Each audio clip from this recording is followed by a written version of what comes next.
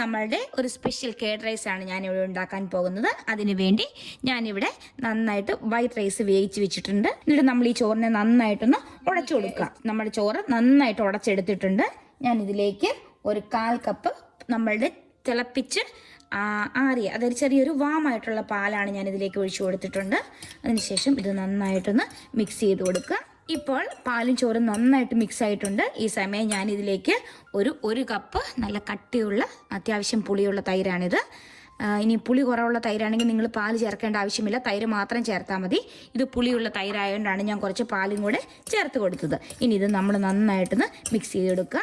ഇപ്പോൾ ഇതാ നമ്മളുടെ തൈരും പാലും എല്ലാം കൂടെ നന്നായിട്ട് മിക്സായി വന്നിട്ടുണ്ട്. ഈ സമയം ഞാൻ ഇതിലേക്ക് അല്പം നമ്മുടെ ഗ്രേറ്റ് ചെയ്ത് വെച്ചിരിക്കുന്ന ക്യാരറ്റ് ഇട്ട് കൊടുക്കണം. ക്യാരറ്റ് ഇട്ട് കൊടുക്കുമ്പോൾ നല്ല ടേസ്റ്റും കിട്ടും. അതുപോലെ തന്നെ നമ്മളുടെ കേഡ് റൈസ് കാണാൻ നല്ലൊരു ഭംഗിയും ഉണ്ടാവും.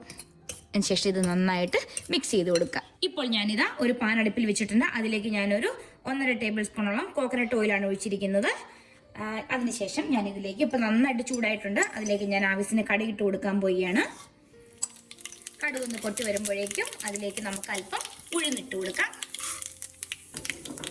കൂടാതെ 2 വറ്റൽ മുളകും കൂടി ഇട്ട് കൊടുക്കുകയാണ്. നമ്മുടെ ഉഴുതൊക്കെ ചെറുതായിട്ടൊന്ന് കളർ മാറി വരുമ്പോൾ അതിലേക്ക് അല്പം ഇഞ്ചി ഗ്രേറ്റ് ചെയ്തും കൂടെ ഇട്ട് കൊടുക്കുകയാണ്. ഈ ഇഞ്ചി ഗ്രേറ്റ് ചെയ്തൊക്കെ ഇടുമ്പോൾ നമ്മളുടെ തൈരിച്ചോറിന് നല്ലൊരു ടേസ്റ്റ് ആണുള്ളത്. അത് ചെറുതായിട്ടൊന്ന് മൂത്ത് വരട്ടെ. ഇപ്പോൾ ഇഞ്ചിയും നന്നായിട്ട് മൂത്തിട്ടുണ്ട്. ആ സമയം ഞാൻ ഇതിലേക്ക് അല്പം ഫ്രഷ് ആയിട്ടുള്ള കറിവേപ്പില ഇട്ട് കൊടുക്കുകയാണ്. കൂടാതെ ഒരു 1/4 ടീസ്പൂണോളം മഞ്ഞൾപ്പൊടിയും. കൂടാതെ ഇതിലേക്ക് കായം. ഈ കായമാണ് നമ്മളുടെ ഈ താളിച്ചൊഴിക്കുന്നതിന് നല്ല ടേസ്റ്റ് കൊടുക്കുന്നത്.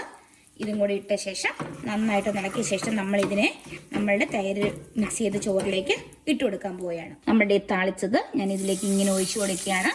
അപ്പം നമ്മളുടെ ആ മഞ്ഞൾപ്പൊടിയും അതെല്ലാം കൂടെ നന്നായിട്ട് ഇതിനകത്തോട് മിക്സായി വരണം. ഇപ്പം നമ്മളുടെ കേഡ് റൈസ് ഇവിടെ റെഡി ആയിട്ടുണ്ട്. നല്ല സ്മെല്ലാണ് വരുന്നത്. ഇനി നമുക്കിതിനെ ഒരു സെർവിങ് ഡിഷിലോട്ട് മാറ്റാം. ഇതിനെ ഒരു ബൗളിലോട്ട് ഇങ്ങനെ മാറ്റാം. കാരണം നല്ല സ്മെല്ലാണ്, നല്ല ടേസ്റ്റുമാണ്. നമുക്കിത് ബ്രേക്ക്ഫാസ്റ്റ് ആയിട്ടോ ലഞ്ചായിട്ടോ ഡിന്നറായിട്ടോ ഒക്കെ കഴിക്കാവുന്നതാണ്. എപ്പോഴും ഡൈജഷന് വളരെ സഹായിക്കുന്ന ഒരു റൈസാണ് ഈ കേഡ് റൈസ് എന്ന് പറയുന്നത്. ഇതാ നമ്മളുടെ കേഡ് റൈസ് ഇവിടെ റെഡി ആയിട്ടുണ്ട്. നമുക്കൊന്ന് ടേസ്റ്റ് ചെയ്ത് നോക്കാം. ഇതാ നല്ല സൂപ്പറായിട്ട് ഇതുണ്ടോ, വാവ്, കാണുമ്പോൾ തന്നെ നല്ല ടേസ്റ്റാണ്. ഇവിടെ എല്ലാവർക്കും തന്നെ വളരെ ഇഷ്ടമാണ്. ഞാനൊന്ന് ടേസ്റ്റ് ചെയ്ത് നോക്കട്ടെ. നമുക്ക് അല്പം പിക്കിളും കൂടെ കൂട്ടിയെടുക്കാം. ഞാനിവിടെ നിങ്ങൾക്ക് ഏത് ടൈപ്പിലുള്ള പിക്കിൾ എടുക്കാം. ഞാൻ ഇന്നിവിടെ നെല്ലിക്ക വെച്ചിട്ടുള്ള പിക്കിളാണ് എടുത്തിട്ടുള്ളത്. കഴിച്ചു നോക്കട്ടെ. സൂപ്പർ ടേസ്റ്റ് ആണ്.